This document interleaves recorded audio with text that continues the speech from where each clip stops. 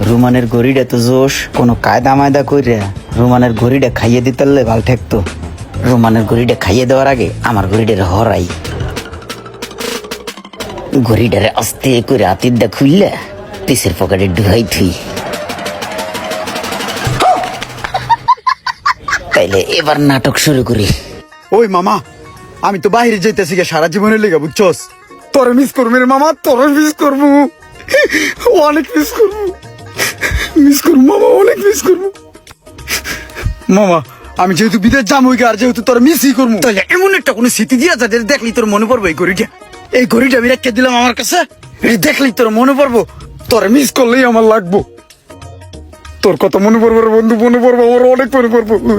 বন্ধুর গোষ্ঠী কিলাই হালার গারে হালা, বুকে টান্না নিয়া পিঠে ছুরি মারলি, আমার গড়িটা খাইয়া দিলি। অনেক মনে পড়বো রে। বন্ধু বিদেশ যেহেতু যাবি, আমিও তো তারা মিস করবো রে বন্ধু।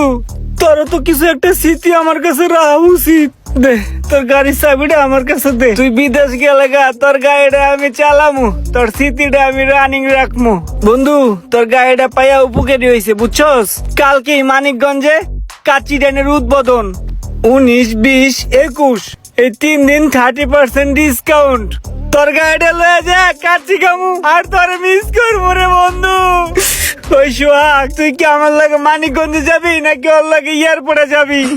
ইমরান, তুমি একটা কাজ করো, একটা অটো লই এয়ারপোর্ট যাওগা, আমি ভালো লাগে কাচ্চি খাইতেছি।